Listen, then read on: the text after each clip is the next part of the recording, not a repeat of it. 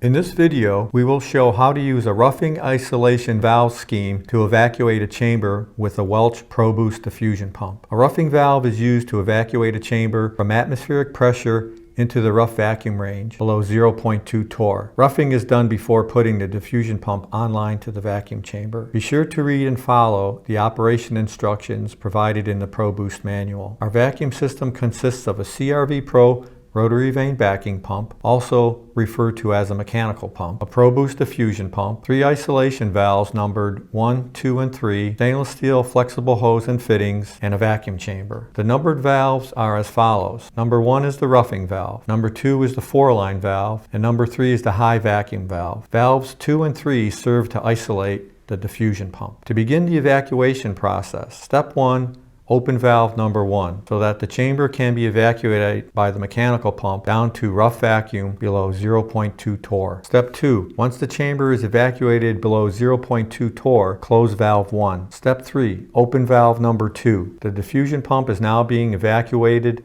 or backed by the mechanical pump. Now that the pressure is below 0.2 torr, switch on the diffusion pump. Step 4. Open valve number 3. The diffusion pump is now online, pumping the vacuum chamber to high vacuum. To vent and access your chamber with the vacuum system running, you must isolate both the diffusion and mechanical pump. Close valves 3, 2, and 1. You can now vent and access your vacuum chamber with all 3 valves closed. To put the vacuum system back online after venting the chamber, open valve number 1. This re-evacuates the chamber. After reaching below 0.2 torr, close valve 1.